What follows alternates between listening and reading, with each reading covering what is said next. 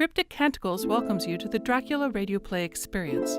Sit back, relax, and enjoy this full audio performance of Bram Stoker's masterpiece, released chronologically by entry date.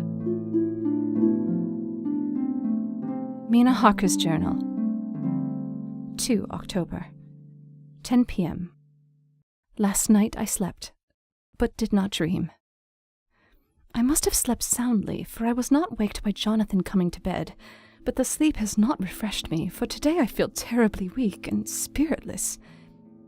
I spent all yesterday trying to read, or lying down dozing. In the afternoon, Mr. Renfield asked if he might see me. Poor man, he was very gentle, and when I came away he kissed my hand and bade God bless me. Some way it affected me much. I am crying when I think of him. This is a new weakness of which I must be careful. Jonathan would be miserable if he knew I had been crying.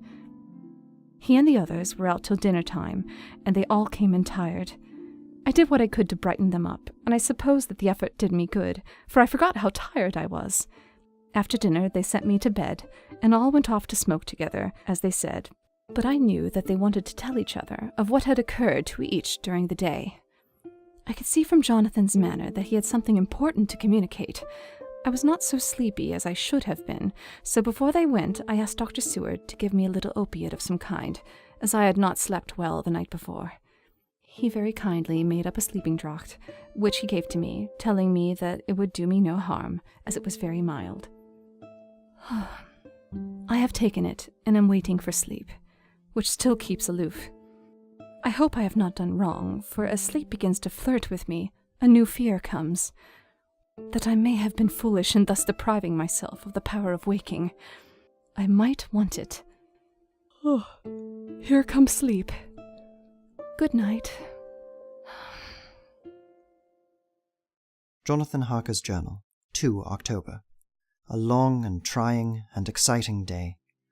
By the first post, I got my directed envelope with a dirty scrap of paper enclosed, on which was written with a carpenter's pencil in a sprawling hand, Sam Bloxam, Corkins, 4 Porter's Court, Bartle Street, Woolworth. Ours for the deputy. I got the letter in bed and rose without waking Mina. She looked heavy and sleepy and pale, and far from well. I determined not to wake her, but that when I should return from this new search, I would arrange for her going back to Exeter. I think she would be happier in our own home with her daily tasks to interest her, than in being here amongst us, and in ignorance. I only saw Dr. Seward for a moment, and told him where I was off to, promising to come back and tell the rest as soon as I should have found out anything. I drove to Walworth, and found, with some difficulty, Potter's Court. Mr. Smollet's spelling misled me, as I asked for Potter's Court instead of Potter's Court. However, when I had found the court, I had no difficulty in discovering Corcoran's lodging-house. When I asked the man who came to the door for the deduces, he shook his head and said, I don't know him. There ain't no such a person here. I ain't never heard of him in all my bloomin' days. Don't believe there ain't nobody of that kind living here or anywheres. I took out Smollet's letter, and as I read it, it seemed to me that the lesson of the spelling of the name of the court might guide me. Who are you? I'm the deputy. I saw at once that I was on the right track. Phonetic spelling had once again misled me. A half-crown tip put the deputy's knowledge at my disposal, and I learned that Mr. Bloxam, who had slept off the remains of his beer on the previous night at Corcoran's, had left for his work at Poplar at 5 o'clock that morning. He could not tell me where the place of work was situated, but he had a vague idea that it was some kind of a newfangled warehouse. And with this slender clue I had to start for Poplar. It was 12 o'clock before I got any satisfactory hint of such a building, and this I got at a coffee shop, where some workmen were having their dinner. One of them suggested that there was being erected at Cross Angel Street a new cold storage building, as this was suited to the condition of a newfangled warehouse. I at once drove to it. An interview with a surly gatekeeper and a surlier foreman, both of whom were appeased with the coin of the realm, put me on the track of Bloxam. He was sent for on my suggestion that I was willing to pay his day's wages to his foreman for the privilege of asking him a few questions on a private matter. He was a smart enough fellow, though rough of speech and bearing. When I had promised to pay for his information and given him an earnest, he told me that he had made 2 journeys between Carfax and a house in Piccadilly, and had taken from this house to the latter 9 great boxes, with a horse and cart hired by him for this purpose. I asked him if he could tell me the number of the house in Piccadilly, to which he replied, "Well, Governor, I forgets the number, but it was only a few door from a big white church, or something of the kind. Not long built. It's a dusty old house, too. Though nothing of the dustiness of the house we took the bloomin' boxes from." "How did you get in if both houses were empty?" "There's the old party what engaged me a-waiting in the house at Purfleet. He helped me to lift the boxes, put 'em in the dray. Cursed me, but he was the strongest chap I ever struck. And him a old fella, with a white mustache. Wasn't that thin, you'd think he couldn't throw a shatter. How this phrase thrilled through me. Why, he took up his end of the boxes like they was pounds of tea. And me, a puffin' and a blowin' before I could upend mine anyhow. And I'm no chicken neither." "How did you get into the house in Piccadilly?" "It was that too. He must have started off and got there for me, for when I rung the bell, he came and opened the door himself and helped me carry the boxes into the hall." "The whole 9? "Yes. There was 5 in the first load and 4 in the second. It was main dry work, and I don't so well remember how I got home." "Were the boxes left in the hall?" "Yes. It was a big hall, and there was nothing else in it." I made one more attempt to further matters. "You didn't have any key?" "Never used no key nor nothing. The old gent, he opened the door himself and shut it again when I drove off. I don't remember the last time, but that was a beer." "And you can't remember the number of the house?" "No, sir. But you needn't have no difficulty about that. It's a high one with a stone front and a bell on it, and high steps up to the door. I know them steps, having had to carry the boxes up with 3 loafers what come round to earn a copper. The old gent give them shillings, and they seen they got so much, they wanted more. But he took one of them by the shoulder and was like to throw him down the steps, till the lot of them went away cussing." I thought that with this description I could find the house, so having paid my friend for his information, I started off for Piccadilly. I had gained a new, painful experience. The Count could, it was evident, handle the earth boxes himself. If so, time was precious, for now that he had achieved a certain amount of distribution, he could, by choosing his own time, complete the task unobserved. At Piccadilly Circus, I discharged my cab and walked westward. Beyond the Junior Constitutional, I came across the house described and was satisfied that this was the next of the lairs arranged by Dracula. The house looked as though it had been long untenanted. The windows were encrusted with dust, and the shutters were up. All the framework was black with time, and from the iron the paint had mostly scaled away. It was evident that up to lately there had been a large notice board in front of the balcony. It had, however, been roughly torn away, the uprights which supported it still remaining. Behind the rails of the balcony, I saw that there were some loose boards, whose raw edges looked white. I would have given a good deal to have been able to see the notice board intact, as it would, perhaps, have given some clue to the ownership of the house. I remembered my experience of the investigation and purchase of Carfax, and I could not but feel that if I could find the former owner, there might be some means discovered of gaining access to this house. There was at present nothing to be learned from the Piccadilly side, and nothing could be done, so I went round to the back to see if anything could be gathered from this quarter. The mews were active, the Piccadilly houses being mostly in occupation. I asked 1 or 2 of the grooms and helpers who I saw around if they could tell me anything about the empty house. One of them said that he heard it had lately been taken, but he couldn't say from whom. He told me, however, that up to very lately there had been a notice board of "For Sale" up, and that perhaps Mitchell, Sons and Candy, the house agents, could tell me something, as he thought he remembered seeing the name of that firm on the board. I did not wish to seem too eager or to let my informant know or guess too much, so thanking him in the usual manner, I strolled away. It was now growing dusk, and the autumn night was closing in, so I did not lose any time. Having learned the address of Mitchell, Sons and Candy from a directory at the Berkeley, I was soon at their office in Sackville Street. The gentleman who saw me was particularly suave in manner, but uncommunicative in equal proportion. Having once told me that the Piccadilly House, which throughout our interview he called a mansion, was sold, he considered my business as concluded. When I asked who had purchased it, he opened his eyes a thought wider and paused a few seconds before replying. "It is sold, sir." Pardon me, but I have a special reason for wishing to know who purchased it." Again he paused longer and and raised his eyebrows still more. It is sold, sir. Was his laconic reply. Surely you do not mind letting me know so much. But I do mind.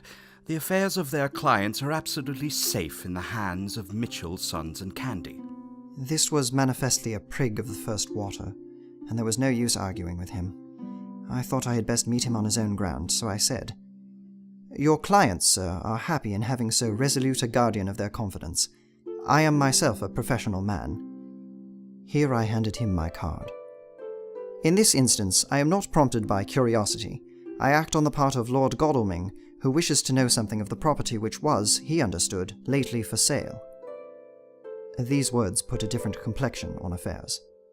I would like to oblige you if I could, Mr. Harker, and especially would I like to oblige his lordship. We once carried out a small matter of renting some chambers for him when he was the Honourable Arthur Holmwood. If you will let me have his lordship's address, I will consult the house on the subject, and will, in any case, communicate with his lordship by tonight's post. It will be a pleasure if we can so far deviate from our rules as to give the required information to his lordship. I wanted to secure a friend and not make an enemy, so I thanked him, gave the address at Dr. Seward's, and came away. It was now dark, and I was tired and hungry. I got a cup of tea at the Aerated Bread Company, and came down to Purfleet by the next train. I found all the others at home. Mina was looking tired and pale, but she made a gallant effort to be bright and cheerful. Oh, it wrung my heart to think that I had to keep anything from her and so caused her an inquietude. Thank God this will be the last night of her looking on at our conferences and feeling the sting of our not showing our confidence. It took all my courage to hold to the wise resolution of keeping her out of our grim task. She seems somewhat more reconciled, or else the very subject seems to have become repugnant to her, for when any accidental allusion is made, she actually shudders. I'm glad we made our resolution in time, as with such a feeling as this, our growing knowledge would be torture to her. I could not tell the others of the day's discovery till we were alone, so after dinner, followed by little music to save appearances even amongst ourselves, I took Mina to her room and left her to go to bed. The dear girl was more affectionate with me than ever, and clung to me as though she would detain me. But there was much to be talked of, and I came away. Thank God, the ceasing of telling things has made no difference between us. When I came down again, I found the others all gathered round the fire in the study. In the train I had written my diary so far, and simply read it off to them as the best means of letting them get abreast of my own information. When I had finished, Van Helsing said, "This has been a great day's work, friend Jonathan. Doubtless we are on the track of the missing boxes. If we find them all in that house, then our work is near the end. But if there be some missing, we must search until we find them. Then shall we make our final coup and hunt the wretch to his real death." We all sat silent a while, and all at once Mr. Morris spoke. "Say, how are we going to get into that house?" We got into the other, answered Lord Godalming quickly. "But this is different. We broke house at Carfax, but we had night and a walled park to protect us. It will be a mighty different thing to commit burglary in Piccadilly, either by day or night. Well, I confess, I don't see how we are going to get in unless that agency duck can find us a key of some sort." Lord Godalming's brows contracted, and he stood up and walked about the room. By and by he stopped, and said, turning from one to another of us, Quincy's head is level. This burglary business is getting serious. We got off once all right, but we have now a rare job on hand. Unless we can find the Count's key basket. As nothing could well be done before morning, and as it would be at least advisable to wait till Lord Godalming should hear from Mitchell's, we decided to not take any active step before breakfast time. For a good while we sat and smoked, discussing the matter in its various lights and bearings. I took the opportunity of bringing this diary right up to the moment. I am very sleepy, and shall go to bed. Just a line. Mina sleeps soundly, and her breathing is regular. Her forehead is puckered up into little wrinkles, as though she thinks even in her sleep. She is still too pale, but does not look so haggard as she did this morning. Tomorrow will, I hope, mend all this. She will be herself at home in Exeter. Oh, but I am sleepy. Dr. Sewards Diary, 2 October. I placed a man in the corridor last night and told him to make an accurate note of any sound he might hear from Renfield's room, and gave him instructions that if there should be anything strange, he was to call me. After dinner, when we had all gathered round the fire in the study, Mrs. Harker having gone to bed, we discussed the attempts and discoveries of the day. Harker was the only one who had any result, and we are in great hopes that his clue may be an important one. Before going to bed, I went around to the patient's room and looked in through the observation trap. He was sleeping soundly. His heart rose and fell with regular respiration. This morning, the man on duty reported to me that a little after midnight he was restless and kept saying his prayers somewhat loudly. I asked him if that was all. He replied that it was all he heard. There was something about his manner, so suspicious that I asked him point blank if he had been asleep. He denied sleep, but admitted to having dozed for a while. It is too bad that men cannot be trusted unless they are watched. Today Harker is out following up his clue, and Art and Quincy are looking after horses. Godalming thinks that it will be well to have horses always in readiness, for when we get the information which we seek there will be no time to lose. We must sterilize all the imported earth between sunrise and sunset. We shall thus catch the Count at his weakest, and without a refuge to fly to. Van Helsing is off to the British Museum looking up some authorities on ancient medicine.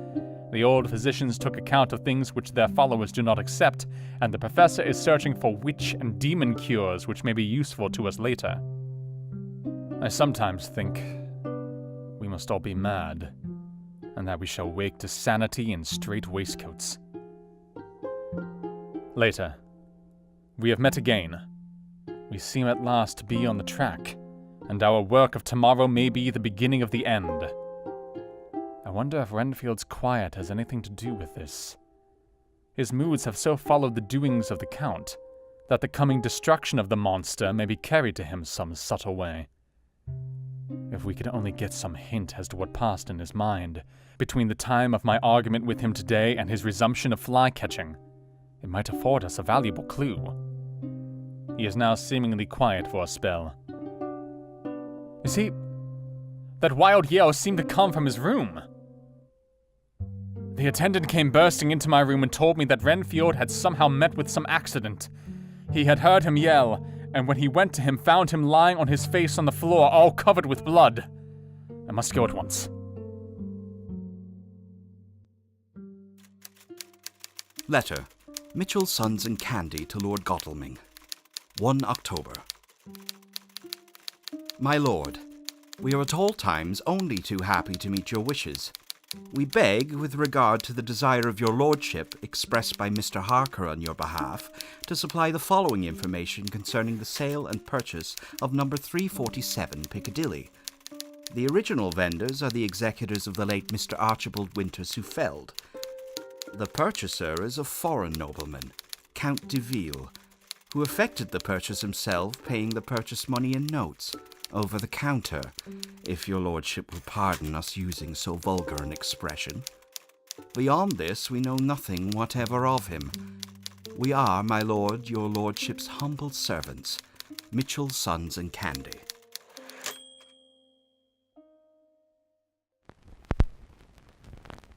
You have been listening to Bram Stoker's Dracula, the radio play, as presented by the Cryptic Canticles. Stay tuned for our next episode at crypticcanticles.com.